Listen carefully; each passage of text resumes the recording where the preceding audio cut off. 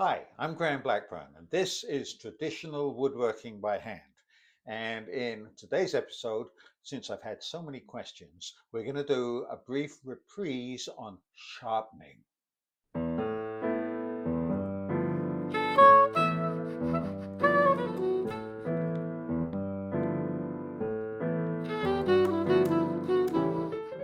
So, there are lots of ways of sharpening.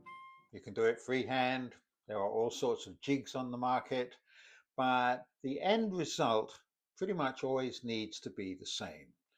Uh, I'm going to demonstrate some of the ways that you can do it by hand, and to make things a little more interesting, I'm going to show you how we sharpen a traditional wooden plane.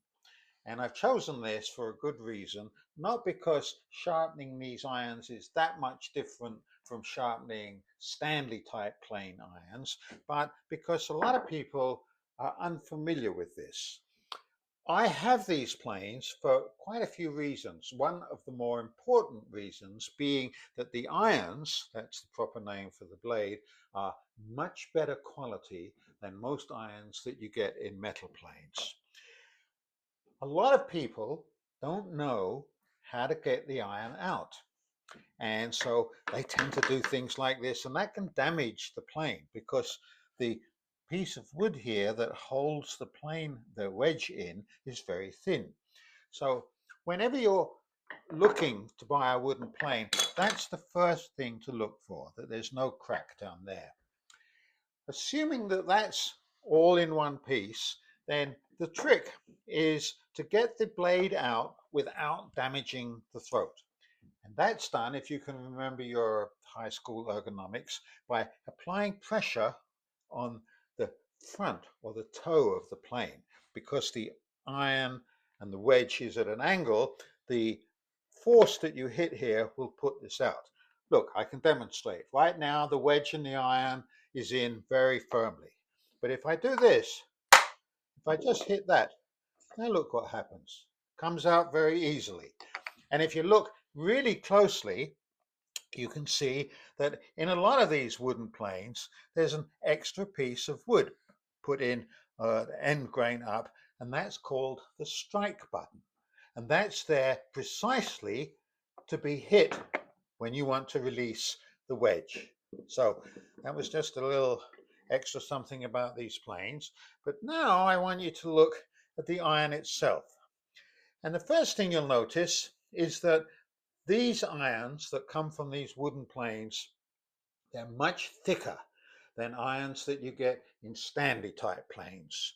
And that's because when I take this apart and show you something, that's because these irons were made in two pieces.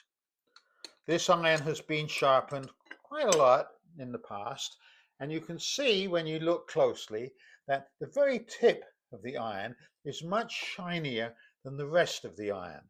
And that's because this piece is much better quality piece of steel that is welded on to the iron itself. That does two things. First of all, it would be very expensive to make the whole iron out of this quality steel. But secondly, it also, because it gets welded on, it makes the iron much thicker. And the thickness is a great advantage when you're sharpening because it means that you can hold the iron on the stone with just one finger. There's enough of a bevel there. But I'm getting a little ahead of myself here. I want to point out, first of all, that of all the books that I've written, which you can find on my website, by the way, this one, Volume 5, has a whole chapter on sharpening. So if you want to know more, this would be a good book to get.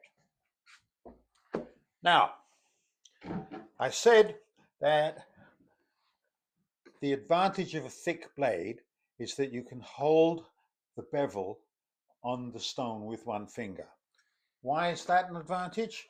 Well, because it works much better if the actual beveled cutting edge is flat, perfectly flat. And the bigger that is, the easier it is to hold down. Now, if you try and do that with a Stanley iron, that's a whole lot harder. which is why they invented a whole bunch of sharpening jigs. This complicated looking thing is designed for you to put the iron in, and you can adjust this so that you can control the bevel, and then you take this piece off, like that, and you insert the blade through here, and that keeps the bevel at a constant angle.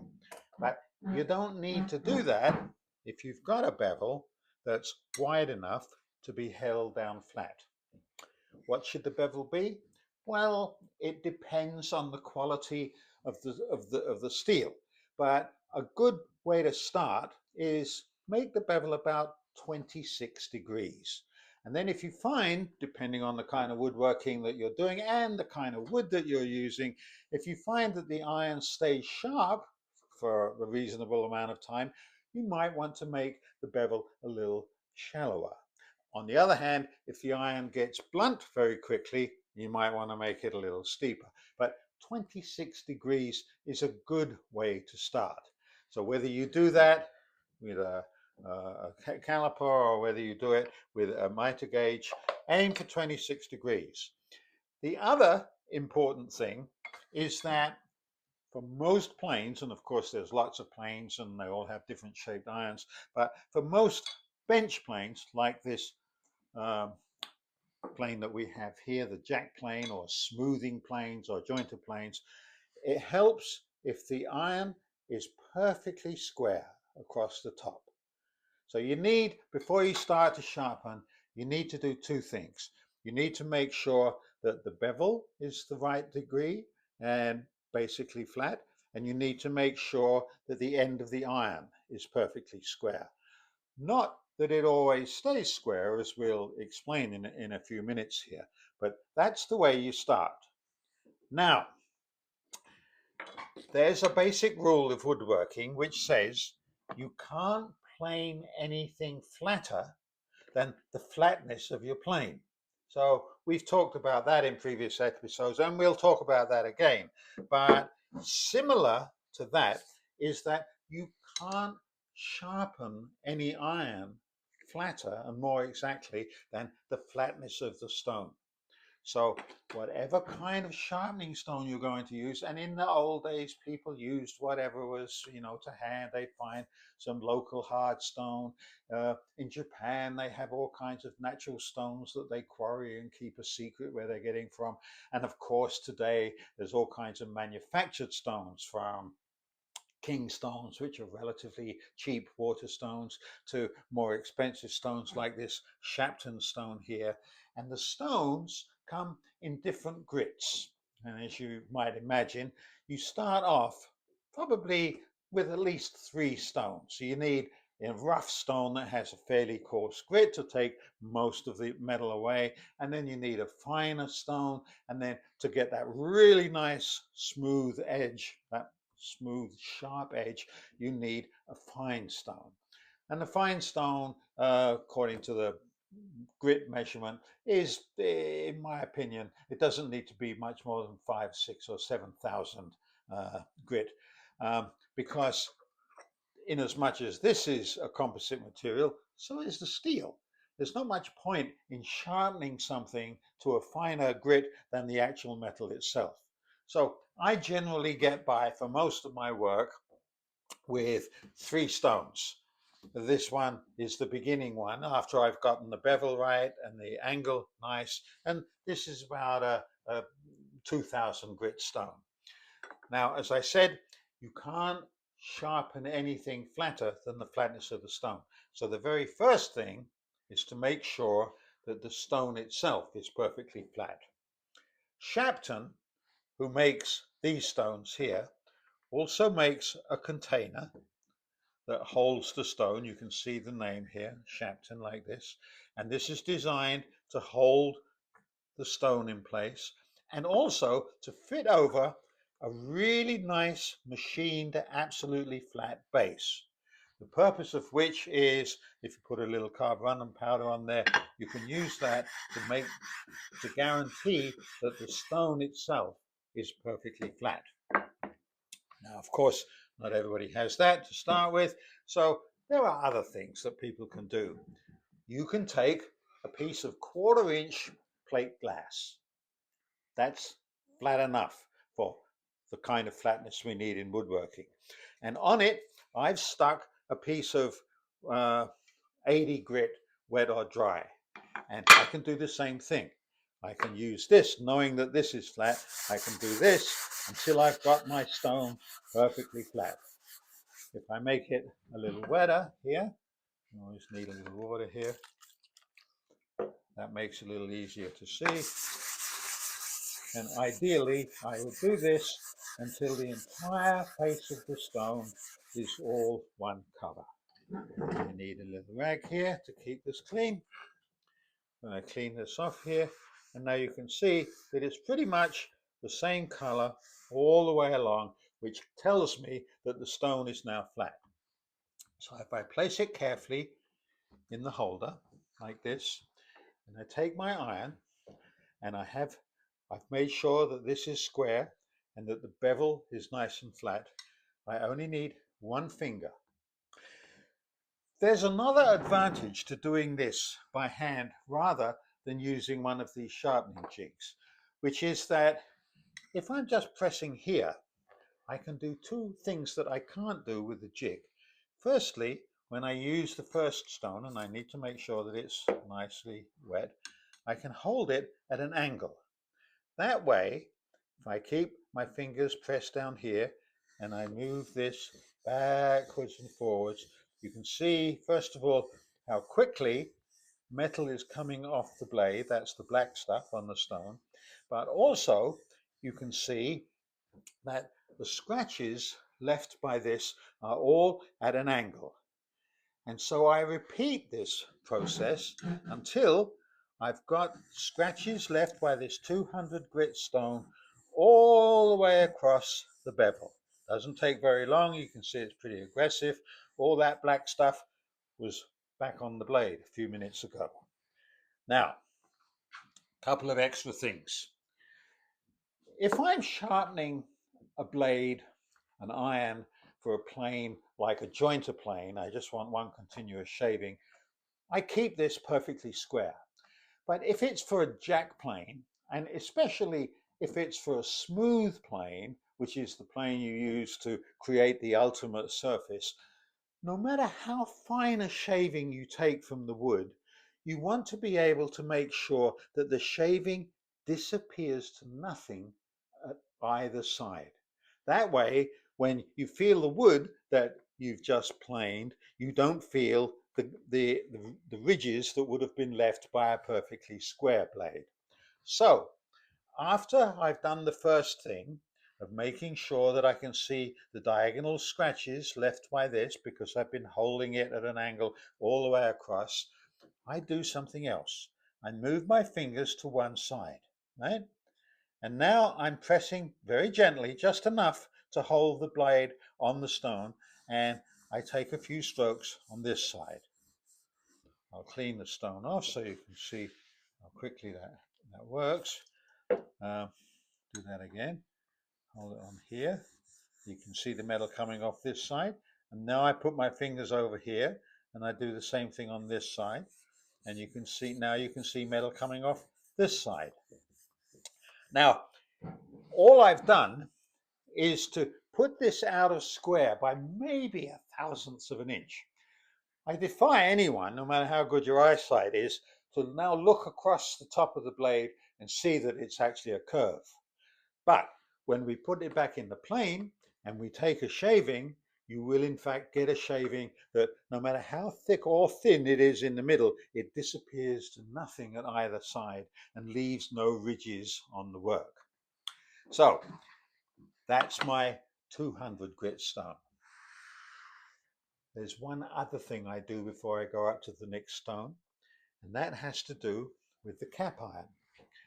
The purpose of the cap iron is, if you set it, if it's sharp and it's set properly, is that when you take a shaving, immediately the shaving passes the cutting edge of the iron. It's deflected and broken by the cap iron. That means that if you're planing against the grain, and a properly sharpened plane iron should be able to plane any piece of wood in any direction. But if you're planing against the grain, the shaving will not run back into the wood and give you tear out. Very important. So after I've sharpened this, I sharpen this. How do I do that? Just a little water down the side, and I hold the cap iron. Also, of course, having made sure that it is perfectly square like this, I hold it sideways, and most importantly, I hold it down just a little lower than horizontal. That guarantees that it's just the tip of the iron that's going to be sharpened. And now you can see as I move this backwards and forwards, the metal that's coming off the end here, right? So that's the last thing that you do with the stone. Then I clean this, clean the stone, and just for the question of making things go easier the next time, before I put a stone away, I'll give it a few laps on whatever it was that I used to flatten it in the first place, just to make sure that it gets put away perfectly flat. I don't have to work so hard the next time. Now, that's how you do it with the first stone. The next stone I might use would be maybe, I don't know, the 3000 or 4000 grit. And then the final stone that I might use might be like a 5000 grit. That's usually, if this is, halfway decent material, that's usually good enough to give me a really nice sharp edge. One last thing that I do after I've gone through as many stones as I want, and you can experiment because every plane iron is a little different. I think, in my opinion, Shapton goes a little over the edge. They make stones that go up to an impossible fineness of grit, much finer than the actual iron itself. I generally, as I said before, don't go much more than maybe 5,000-6,000 grits. But there is one last thing that I do, and this may look a little dangerous, but I swear I've never cut myself. Every time you do this, you're raising a little burr. And I haven't mentioned this before, but I'm going to mention it now. Resist the temptation to feel the burr with your finger, because if you do, you run the risk of breaking the little burr off, and then you'll have a flat edge. That's why I said you only sharpen until you can see the scratches all the way across. However, when you've gone through the whole process, take the iron and gently rub it, whatever burr there is, very fine burr, rub it off the heel of your hand like that. That will give you a really nice straight edge. And you can do it the same thing with the cap iron like this, right? Is that it? No, it's not. There's one last secret, and that is to use some of this. This is a special oil that you can buy Japanese stores. And the point of this oil is that it's very, very fine. It's so fine, in fact, that if you squirt a little on the blade, just a little bit like that, it will fill in the almost invisible scratches and make the edge even straighter and firmer. Plus, what is really good is it's an excellent rust proofer. Having done that, and you do that on both things, by the way, do it on the cap iron and the as well as the cutting iron that we just did, then put the things together. Now, having taken so much care, don't just bang the two pieces together. Put the screw in the hole in the cutting iron, and then put your finger underneath and lift it up so that as you turn it into place, the edge of the cap iron does not touch the back of the cutting iron until you're right there. Then another question that a lot of people ask me is, how should you fit the cap iron? Well, you don't need to fit the cap iron any further back from the edge than the thickness of the shaving that you're going to take. So I've left this a little bigger so you can see, but if you come really close, you can see how little iron there is showing, but that's the thickness of the shaving. So when I have that done, holding the irons together, I screw the two pieces together, and then I reinsert the iron back into the plane. Just let it fall to the ground like that. Put the cap on, right, tap it down, and bingo, the plane is ready for work. So I hope you can remember all that. You can use any kind of stone you like. You really don't need more than 2 or 3. Something coarse, something medium, something fine. But the most important thing is that whatever kind of stone you use, it be flat. So take the time to flatten the stone, whether you do it on a piece of plate glass or whether you do it on a specially bought little flattening stone here. And then work your way through by holding just the bevel on the stone that you're sharpening. And at each time, if it's not going to be a shooting plane, move your fingers to one side so that you create a little curve. That way you get a shaving that disappears to the edge. And when it's all done, stop it on your hand, right? And then give it a little bit of the oil, and you'll have an edge that, if you've done all that properly, will cut any piece of wood in any direction. So once again, if you want to know more, by all means, go to my website and look for this particular book here. It's called Jigs and Fixtures, and there's a whole chapter on sharpening at the end of it. And don't forget to subscribe if you haven't done that. If you have questions or anything, I have so many subscribers now, I can't answer all the questions, but if you have a specific question, you can email me, and I'll do my best to answer at the end of the video or for the next time. So thank you very much for watching, and enjoy your woodworking.